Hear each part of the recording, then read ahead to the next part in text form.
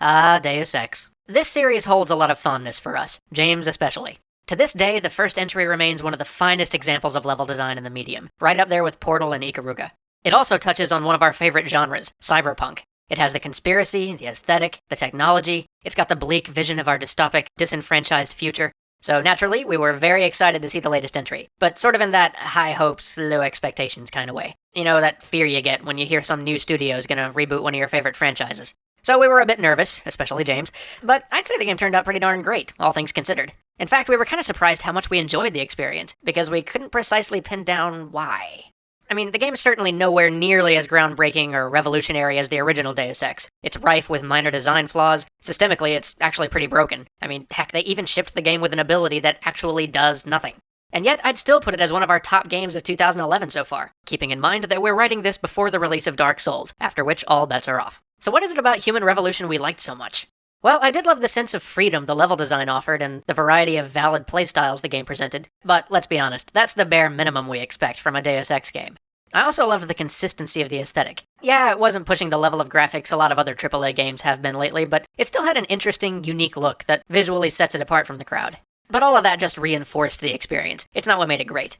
I also got a kick out of the fact that someone finally gave us a game that definitively proved that dialogue bosses can be more fun and more exciting than combat bosses, even if it did come at the cost of having laughably antiquated boss fights that neither fit with the narrative or the mechanics of the game. I imagine that had we only been given the option to talk or sneak our way through those bosses, this game would have Metacritic even higher. And the determinant for which ending you got was, well, let's be honest, it was literally a multiple choice question at the very end. Kinda lazy. So what was it we enjoyed so much? After trying to puzzle through this for like a month, it finally clicked for me when I walked past the small tent city in the middle of downtown Seattle, where the Occupy Wall Street protesters were camped out. By making this game a prequel, and by bringing its setting a little closer to the world we know, it served as a better lens for us to look at our own future, and explore many of the questions our rapidly advancing technology is raising. And the thing that made it so satisfying to me was that, conspiracy aside, they really committed to this theme. The game looked at transhumanism and wealth disparity, using each to emphasize the importance of examining the other. But let's start by looking at them one at a time. The original game was simply called Deus Ex. As many of you know, this is a twofold pun on the Latin phrase Deus Ex Machina, meaning God from the machine. Deus Ex Machina refers to a narrative device commonly found in Greek tragedies, in which they would literally lower a god character onto the stage by use of a machine, so that the god could neatly wrap up the story when it was time for the play to end. Today, Deus Ex Machina just means a contrived story resolution that isn't necessarily even consistent with the internal logic of the piece it appears in. So, of course, you can find this in a ton of Euripides, but it's also frequently found in today's badly written stories, like the Star Wars prequels or Transformers. Anyone remember that crazy effective railgun that came out of nowhere, saved the day, and then was never used again? Perfect example. You can also see it a lot in games, like in Final Fantasy VIII, when the Ragnarok just appears out of nowhere at the most convenient time possible. And yeah, it happens in Deus Ex. The appearance of Daedalus, itself a reference to the mythological inventor and father of Icarus, is totally a Deus Ex Machina moment in Deus Ex.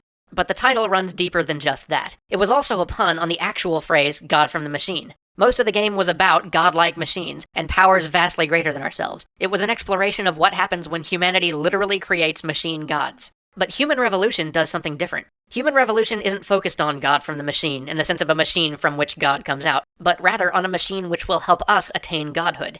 If JC represented a salvific figure, devoid of parents, whose sole purpose was to correct our past errors, then Adam represents the new man, filled with complex relationships, love, loss, and history. The first step toward something more than us, but enough like us to make us understand the transition from human to transhuman, and raise the question, at what cost? Now, for those of you who don't know a whole lot about transhumanism, just assume we're talking about a point when our current biological model of humanity becomes obsolete. There's way more to transhumanism than that, but just for right now, let's think of it as the concept that, at some point, probably within our lifetimes, we're going to find a way to improve the species, or create some other form of intelligence that will fundamentally exceed the capacities of human beings as they've biologically evolved. Throughout Deus Ex Human Revolution, it's pointed out that Adam is something fundamentally different, that he's rapidly separating from other people. But his growth towards transhumanism is simply a way to look at a modern problem in its logical extreme. Throughout the game, we continuously see the underclasses, suffering from neuropozyne withdrawal, or complaining about not being able to compete due to simply not being able to afford augmentation. This is a real question, and one worth asking. When the kid with the rich parents can hit the ball out of the park every time at bat due to his cybernetic limbs, how can the poor child even begin to compete with him?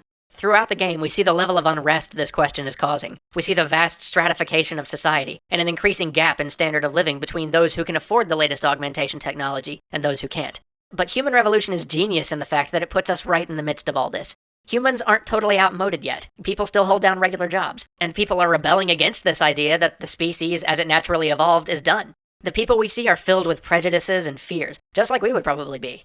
This world serves as a parable because, unlike the original Deus Ex, this world is close enough to our own to draw parallels.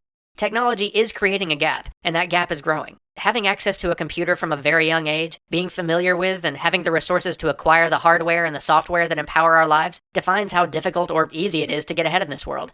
As technology continues to augment our capabilities more and more, access to and ability with that technology will become an even greater differentiator. How do we solve that problem? Because if we don't solve it, this shift we're charging blindly towards isn't going to be pleasant for any of us, even the people with all the gadgets in the world. And that's the question that human revolution raises, and leaves open for us to answer with one of the several paths at the end.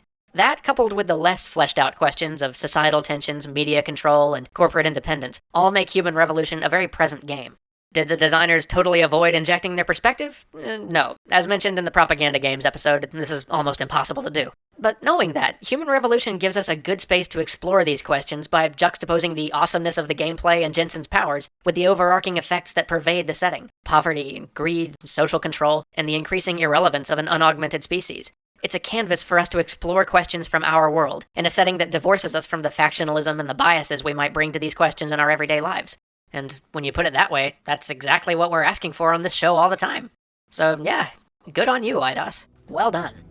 So yeah, check out Human Revolution if you haven't had a chance yet. It looks like all this Deus Ex talk has sent James into a sci-fi frenzy, so we'll probably be back next week with more of that. So, see you then.